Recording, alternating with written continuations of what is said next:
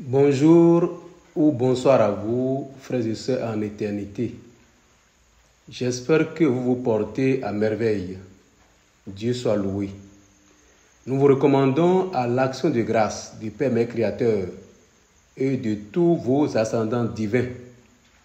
Nous voici une fois encore devant vous en tant que canal de la vérité pour animer la 6e édition de votre émission Enfin réveillez-vous. Le thème que nous vous proposons ce soir, ou ce matin, selon là où vous vous trouvez, sur les 5 continents du groupe terrestre, est intitulé « La vérité sur la parabole du fils prodigue, loin des biblistes manipulateurs ». Il faut reconnaître que, littéralement, l'expression « fils prodigue » ou le retour de l'enfant prodigue désigne de manière imagée la situation de quelqu'un qui revient piteusement à une situation antérieure, après s'en être éloigné avec éclat. Cela dit, la parabole du fils prodigue est l'une des paraboles données par Jésus, également appelée parabole du fils perdu ou de l'enfant prodigue.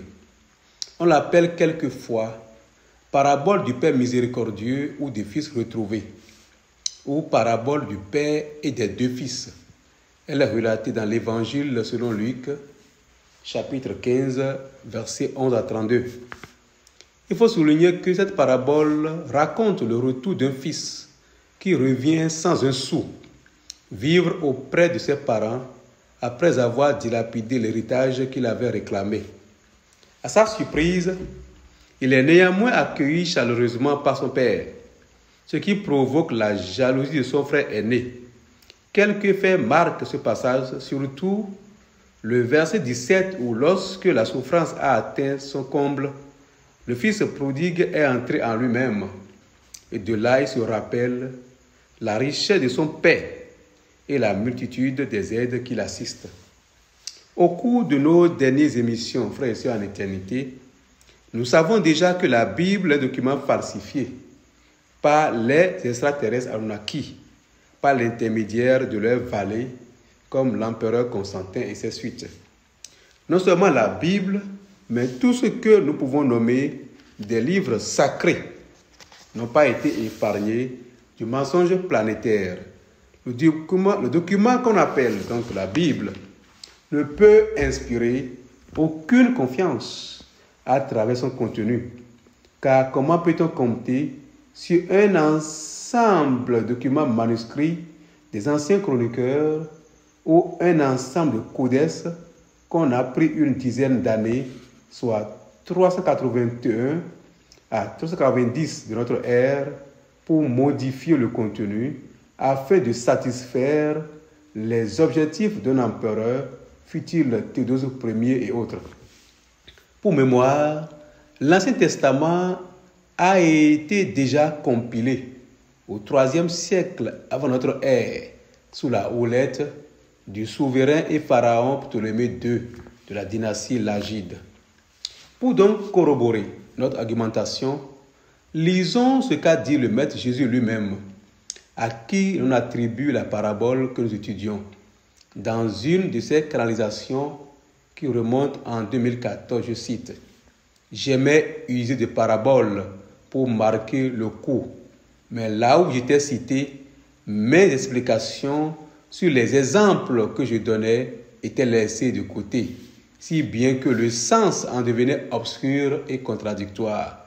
Voilà la raison qui m'a poussé à transmettre ces messages au monde à ce moment pour aider ceux qui ont senti la vérité de mon message à retrouver leur chemin vers le simple plaisir de savoir qui vous êtes, d'où vous venez et quel est le sens de la vie. » Nous comprenons donc que cette parabole a perdu son originalité, car a été modifiée de façon politiquement correcte pour empêcher les Abel de découvrir ce que leur vraie nature en tant que des émanations de la réalité ultime. C'est pourquoi étudier un tel passage biblique, si l'on n'est pas vigilant, l'on pourrait facilement faire le jeu des manipulateurs mentaux de notre planète qui l'ont mis en quarantaine depuis 320 000 ans et qui contrôlent pour encore un bout de temps tous les domaines décisionnels sur notre planète. Les grands organismes de haute étude théologique sont donc dans leurs mains et ils dictent la façon dont la Bible doit être interprétée en vue de continuer leur distillation mensongère teintée de morale débridée qui ne peut que satisfaire l'ego mais n'ayant aucun fondement de liberté spirituelle. C'est pourquoi, autant que faire se peut, leurs interprétations bibliques sont de tout temps charnelles et conduisent tout droit à adorer leur Dieu vindicatif, punitif, colérique, qui a un Fils unique qui est Jésus, mort sur la croix pour épier le péché de toute l'humanité. Donc cela ramène toujours au Dieu buveur de sang qui contrôle notre planète depuis 320 000 ans et dans la main duquel corrompit toute la planète. Pour cela, permettez-nous de vous présenter l'interprétation politiquement correcte de Luc 15, versets 11 à 32, interprétation des marionnettes qui sont des sbires ou les garants du système de mensonges planétaires qui interviennent donc dans la religion au nom des alienígènes Anunnaki qui ont falsifié notre monde de la troisième dimension depuis 120 000 ans. Sachons au passage que la façon dont il faut interpréter la Bible est toujours dictée par les contrôleurs mentaux de notre monde. Voilà, chers frères et sœurs en éternité, leur interprétation de ce passage relatif à l'enfant prodigue et détectez avec moi la manipulation qui est cachée. Alors, nous allons commencer leur interprétation. Jésus paie ainsi au vif les deux portions de son auditoire, les publicains et les pécheurs repentants qui viennent à lui et les pharisiens qui en murmurent. Le plus jeune est dans l'âge des passions, particulièrement exposé aux séductions du monde. La part du bien qui devait un jour lui échoir en héritage était, d'après le droit mosaïque, la moitié de ce qui revenait au fils aîné, soit le tiers de la fortune paternelle. Il demande à son père de lui remettre par avance en argent l'équivalent de ce tiers. Le père fit la part de l'un et de l'autre qu'il remit au fils cadet, la sienne, et conserva par devant lui celle du fils aîné. Le père n'avait aucune obligation à faire ce partage. Il aurait pu s'y refuser et contraindre ainsi son fils de rester auprès de lui. Il ne le fait pas, car cette contrainte n'aurait en rien changé les sentiments de ce fils. Dieu de même respecte la liberté de l'homme et lui laisse toute sa responsabilité, car il sait que la confiance et l'amour doivent être libres. C'est par les expériences de la vie, si bien décrites dans cette histoire, que l'homme est ramené à Dieu. Impatient donc de posséder sa liberté, le fils prodigue part sans songer au chagrin qu'il va causer à son père. Le pays éloigné où il se rend est l'image de l'état de l'homme sans Dieu.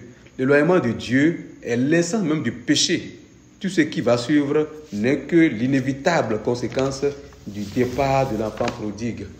Son histoire, au sens propre, est celle d'une foule de jeunes, fils de famille, qui, vivant dans la dissolution, arrivent promptement à dissiper leur fortune. Au sens figuré, elle est celle de l'homme sans Dieu, qui se voit promptement privé par d'amères déceptions, par le dégoût, par le remords de ce bonheur imaginaire qu'il demandait aux jouissances plus ou moins grossières du monde. Ce jeune homme riche et libre dans la maison paternelle, le voilà dans l'indigence et la servitude. Ce fils de famille honorable, le voilà faisant paître des troupeaux. Étant donc entré en lui-même, tel est le premier pas vers le relèvement. Jusqu'alors, il avait vécu hors de lui-même, entraîné par le tourbillon des passions du monde extérieur. Mort et perdu, tel est l'état moral de tout homme qui ne vit pas en Dieu seul. Revenir à Dieu, c'est donc revenir à la vie et retrouver sa destination éternelle.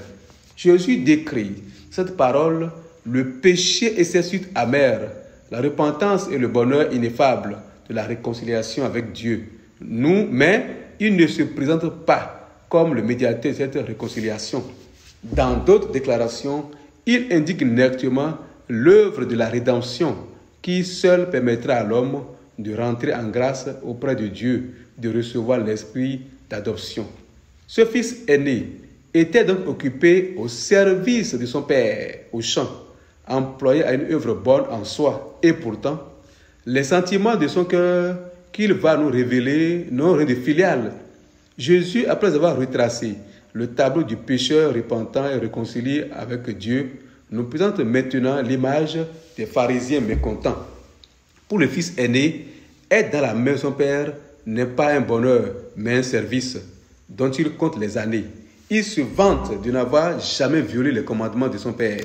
Mais quelle est la valeur d'une obéissance sans amour? Sans amour pour son père, le fils aîné n'éprouve pour son frère que haine et mépris. Celui-ci, ton fils, il se garde bien de l'appeler mon frère, qui a dévoré ton bien, t'aime choisi à dessein avec des femmes de mauvaise vie. Telle est la position de tout le peuple de l'ancienne alliance. Mais ce peuple semblable au fils aîné, imbu d'une propre justice pharisaïque, ne savait pas jouir de ces immenses privilèges parce qu'il fermait son cœur à l'amour de Dieu et méprisait les pauvres pécheurs repentants qui venaient à lui. Voilà donc, frères et sœurs en éternité, leur interprétation de Luc 15, versets 11 à 32. Frères et sœurs en éternité, si vous avez suivi avec moi une telle interprétation, cela a l'air d'un message qui résonne fort et qui apparaît comme vrai, n'est-ce pas? Mais je peux vous dire que malgré sa beauté et sa force morale, c'est un message du monde astral en vue de maintenir les abeilles dans l'illusion. Ce message met en réalité l'accent sur un rédempteur qui est le Dieu de grâce pour avoir épié le péché de l'humanité par son sang. C'est donc un message démoniaque et des esprits buveurs du sang. Permettez-nous, cependant, de vous présenter la vraie interprétation de ce passage relatif au Fils prodigue. Alors, une interprétation analogique du passage montre que le Dieu qui a deux fils est indubitablement le Père Mère Créateur. Étant donné que le Père Mère Créateur est une entité unique, le bras séculier, une manifestation visible de l'absolu incréé, en un mot, le non-être ou la réalité ultime. Le monde spirituel étant très hiérarchisé, le Père Mère Créateur projeta des parties de son esprit pour créer des logos galactiques qui sont des manifestations de Dieu, ses reflets au niveau galactique, et différencier légèrement du Père Mère Créateur. Chaque logos galactique, jouant le rôle du Père Mère Créateur au niveau galactique, va projeter des parcelles de son pouvoir pour créer des logos solaires.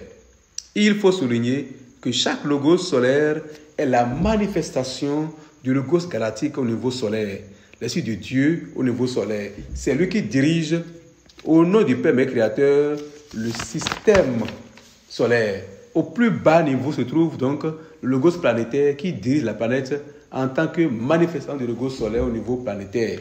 Le logos planétaire se trouve au cœur de la planète. Il faut souligner que le Père Mère Créateur, comme chaque logos, ayant à charge de prédestiner la création selon son niveau, donne lieu à toute une série d'êtres qui vont constituer la hiérarchie qui travaille avec lui et qui vont partir du point le plus proche du Père Mère Créateur ou de logos jusqu'au point le plus bas du logos. Toutes les hiérarchies travaillent ensemble et se complètent pour animer le théâtre de la création. Tout ce qui précède, nous voyons que le Père qui a deux fils ne peut pas être l'absolu ou le non créé, car de l'absolu n'émane que le Père Mère Créateur, comme on peut dire en langage plus familier, le Père Mère Créateur, qu'on appelle également le Christ cosmique, est l'unique fils de l'absolu incréé. C'est pour cela que les menteurs de notre planète ont transformé Jésus en fils unique de Dieu. Fils unique de quel Dieu? Seuls les menteurs eux-mêmes pourront y répondre. Sûrement le fils unique de Dieu des Anunnaki. Jésus est le Fils de Dieu, Père Mère Créateur, comme tous les Abel sur terre sont des fils du Père Mère Créateur. Étant donné que l'entité Père dans la Bible a deux fils, il s'agit alors du Père Mère Créateur ou de l'Ego solaire ou qui sont une même réalité, car toutes les créatures existent en le Père Mère Créateur de l'origine. La troisième dimension étant le seul monde physique et les autres étant des mondes spirituels, il a lieu de comprendre que le fils cadet représente les Abel qui ont décidé volontairement de s'incarner dans le monde physique, dont en exemple notre planète.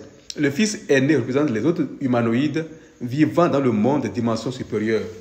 Le champ où s'exerce le fils aîné, c'est les autres dimensions que les êtres spirituels peuvent parcourir tout en étant en contact avec la haute hiérarchie ou un logos ou le Père Créateur directement. L'homme du pays qui faisait subir des corvées au fils prodigue, c'est les Caïens de la terre. Le pays, c'est la terre. Les Caïens sont, pour ainsi dire, les plus en vue sur notre planète. Ceux qui monopolisent les richesses et le pouvoir sur notre planète et qui manipulent les Abel. Ce sont les garants du système de mensonges et de manipulation mentale qui contrôlent notre planète. Les clones des extraterrestres Anunnaki. Il faut reconnaître que l'héritage que le fils prodigue a gaspillé, c'est la gloire divine qu'il a perdue sous l'influence de l'ego. Cela dit, nous voyons à l'image de la vérité. Et sur le verset 17, que c'est en entrant en lui-même que le fils prodigue se souvient de qui il était, un être divin incarné dans un corps physique. Il faut reconnaître qu'il a fallu une souffrance excessive pour qu'il se rappelle sa vraie nature. Étant donné que l'heure du retour à la maison du Père suprême s'approche peu à peu pour les Abel incarnés, il faut, comme le fils prodigue, un chaos mondial pour le réveil de tous les Abel ou pour le réveil total, je dirais, des Abel encore endormis. Et ce chaos qui a commencé depuis quelques années va s'empirer jusqu'au moment ultime de la descente totale de la lumière sur la terre.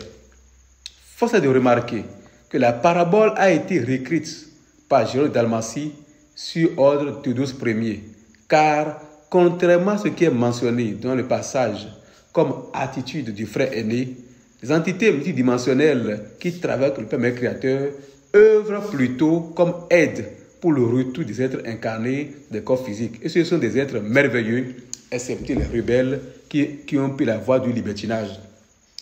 Finissons, frères et sœurs en éternité, notre message de ce jour par une citation de Mazouz Hassen. Je cite: « Le mensonge peut cacher temporairement la vérité, mais il oublie qu'aucun nuage ne peut cacher éternellement le soleil. » Merci à vous, frères et sœurs en éternité, pour nous avoir suivis avec attentivité. Soyez bénis et à bientôt pour la 7e édition de votre émission Enfin, réveillez-vous. Merci beaucoup.